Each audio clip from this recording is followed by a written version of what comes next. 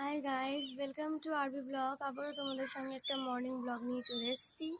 বেশ কিছুদিন আগে একটা দু তিনটে মর্নিং ব্লগ ছেড়েছিলাম, তো তারপর দিয়ে এরকম কোনো ব্লগ ছাড়া হয়নি। তো ভাবলাম আজকে আবার একটু শ্যুট করি।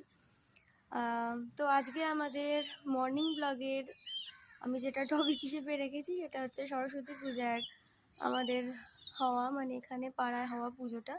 তোমাদের নেহাতি দেখাতে পারিনি, কারণ আমার একটু পাবলিকলি গিয়ে ওরকমভাবে ভিডিওস তুলতে একটু প্রবলেম হয়। তো আমি ভাবলাম তোমাদের সঙ্গে মর্নিং ব্লগটাতে একটু গল্প করে এটা নিই। তো আমাদের পাড়ায় অনেক দিন আগে পুজো হতো, তো সেই পুজোটাই আবার বন্ধ হয়ে গেছিলো কিছু বছরের জন্য, ক্লাবে হতো। তো রিসেন্ট এই বছর থেকে আবার স্টার্ট হয়েছে। তো আমাদের পাড়ায় এবছর পুজো শুরু হয়েছে, সরস্বতী পুজো, ছোটো করে প্যান্ডেল করে।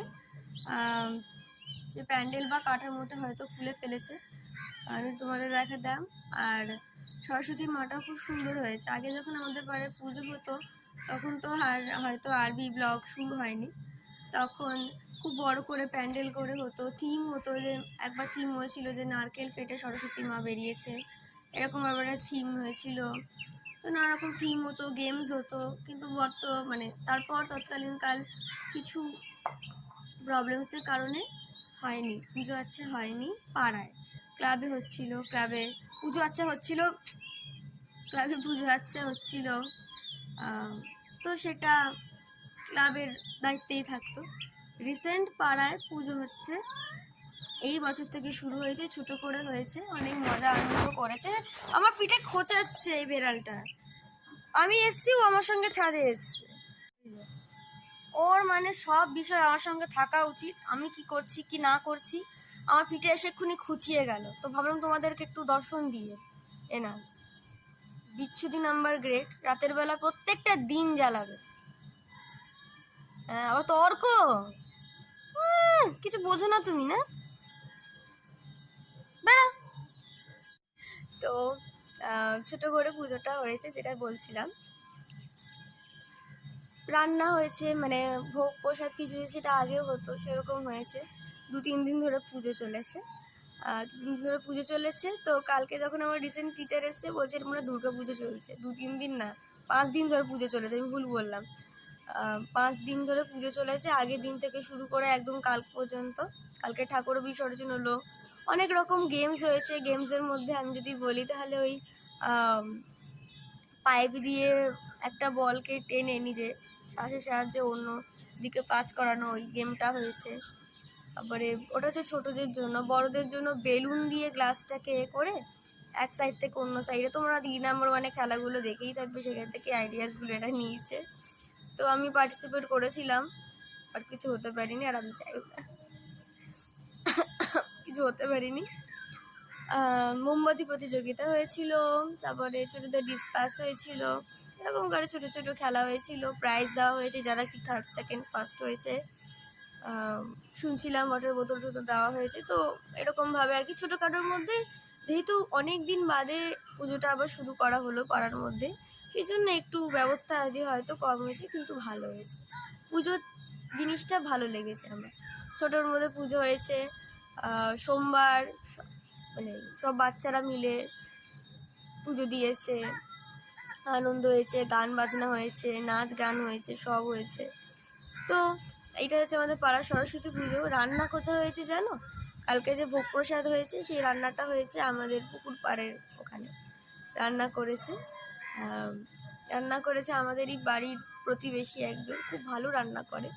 মানে মহিলা নয় তিনি, মানে একজন মানে প্রতিবেশী, মানে তার বর আর কি, মানে খুব ভালো রান্না বান্না করে, অর্ডার নেয়। তো তিনিই রান্না করে, দেখেছো, তিনিই রান্না করেছেন। রান্না খুব ভালো হয়েছে। তো রান্নায় যে চাল ডালগুলো হয়েছে ওগুলো আবার সবার বাড়ি থেকে থেকে আর কি নেওয়া হয়েছে, কালেক্ট করা হয়েছে, আর টাকা কালেক্ট করা হয়েছে। তারপর ওই চাঁদা ফাদা দিয়ে বাজার টাজার করে খিচুড়ি ভোগ করা হয়েছে। তো খুবই ভালো থিমটা করেছে, পুজোটা ভালো লেগেছে। আমার মায়েরও ভালো, বাট আমার মা যায়নি। আমার মায়ের আমার মা কোথাও এমনিও যেতে চায় না। আমার মা কেউ ডেকেছিল, তারপরে হয়তো আমার মা, যেহেতু আমার মায়ের মানে শরীর কন্ডিশন খুব একটা ভালো নেই, তোমরা সবাই জানো যে প্রায় আমি যখন ব্লগ করে একটা কথা বলি যে মায়ের শরীর ভালো নেই, বা যারা লাইফ দেখো তারা জানো যে আমি বলি যে আমার মায়ের শরীরটা ভালো নেই। এর পেছনে একটা রিজন আছে যে আমার মায়ের মানে মেন্টালি অ্যান্ড ফিজিক্যালি হেলথ খুব একটা ভালো নেই। তোমরা আমার মাকে দেখলেও অনেকে বুঝতে পারবে, খুব একটা আমার মায়ের চোখ মুখ দেখেও সেটা বোঝা যায়। তো সেই জন্য আমার মা এখানে পার্টিসিপেট করেনি, বাট আমার মাও মানে এমনি ঠাকুরের আশীর্বাদ নিয়েছে। তো তোমরা যারা যারা বাঙালি আছো এই ব্লগটা দেখবে তারাও জানো যে সরস্বতী পুজো বাঙালিদের জন্য একটা আদর্শ। এবং সব থেকে বড় কোথায় ওর কি আমার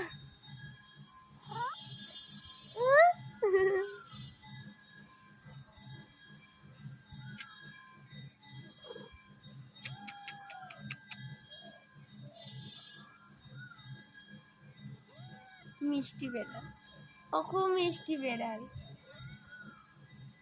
এত আহ্লাদ কেন? কোনদিন তো করিস না, বুঝে বললো। তো তোমরাও জানো সরস্বতী পুজো হচ্ছে বাঙালিদের কাছে একটা আদর্শ।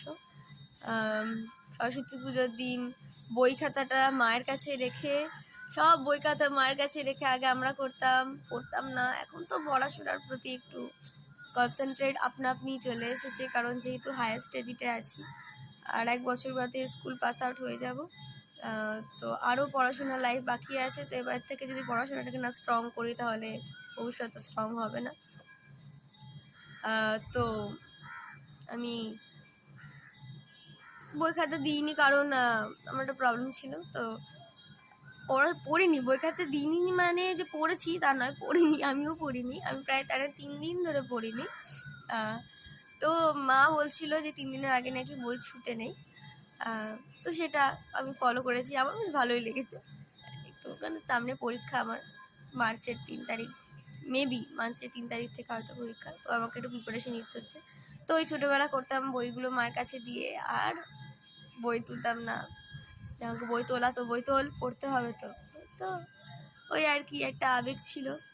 আর পড়াশোনাটা যেহেতু এখন একটু বেশি জোর দিয়ে করছি, তাই হয়তো সেই ন্যাকটা এখন এমনি যে 3-4 দিন পড়া অফ করবো, 5-6 দিন পড়া অফ করবো, এই ন্যাকটা এখন আর আসে না।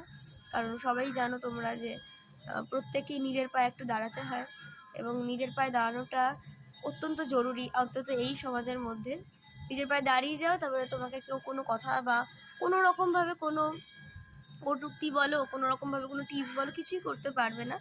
এটা আমি জাস্ট দেখেছি, একটা শিক্ষা নিয়েছি, তাই ভাবলাম যে আগে থেকে লাইফটাকে প্রিপেয়ার করে রাখি। কারণ কে কখন কী রূপ ধারণ করে তা তো বলা যায় না, মানুষ মাত্রই বিচিত্র রূপ। তোমার মাও চেষ্টা করছে ইউটিউবে দাঁড়ানোর, আমিও চেষ্টা করব পড়াশোনা করে একটা ভালো কেরিয়ার জব তৈরি করার। তো আজকের ব্লগটা আমি এখানেই শেষ করছি। আশা করি তোমাদের সঙ্গে মানে আমার ব্লগটা দেখে তোমাদের ভালো লাগবে। একটু সকালবেলা একটু তোমাদের সঙ্গে গল্প করলাম, অনেকদিন বাদে আবার মর্নিং ব্লগটা নিয়ে এলাম।